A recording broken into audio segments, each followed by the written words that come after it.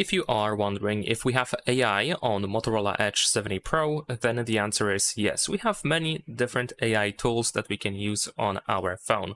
We have a couple of standard AI tools provided by Google, such as Gemini and Circle to Search.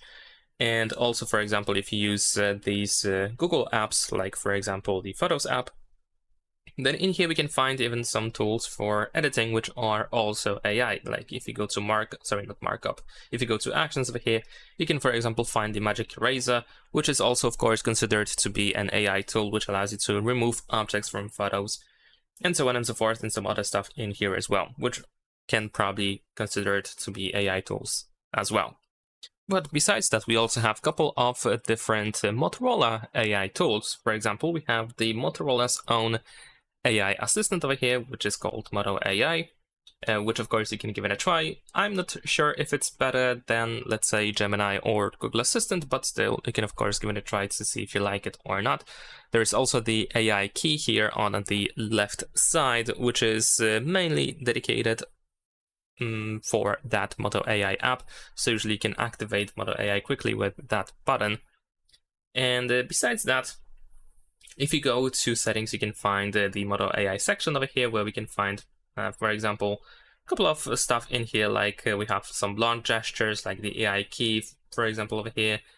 And if you go to actions, then we have Catch Me Up, the Playlist Studio, and so on and so forth. In fact, you can go to the Moto AI app in here, and you can find a couple of tools as well, like, for example, Ask or Search, Catch Me Up, Pay Attention, and remember this.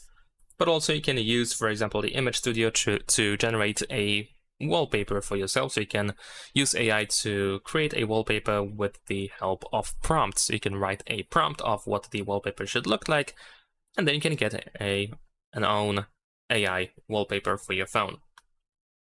Now, besides that, I'm pretty sure there are a couple of things that are not listed here, either in the Moto AI section over here or in the Moto AI app, which are also AI. So for example, if you go to sound and vibration, then over here you should be able to find the Crystal Talk AI option, which is supposed to reduce the background noise when you are on a VoIP call. Other than that, we also can find optimized charging. If you go to battery and choose battery protection, then over here we have optimized charging with the help of AI. We have the smart schedule, which uses AI in order to learn your charging pattern. And then if the AI gathers enough information about your charging pattern, then the phone can limit battery charging to 80%. And then when the phone knows that you are about to unplug the charger, then it's going to allow charging from 80% to 100%, which is of course very convenient, and it definitely allows you to keep the battery in a healthy state for a longer time.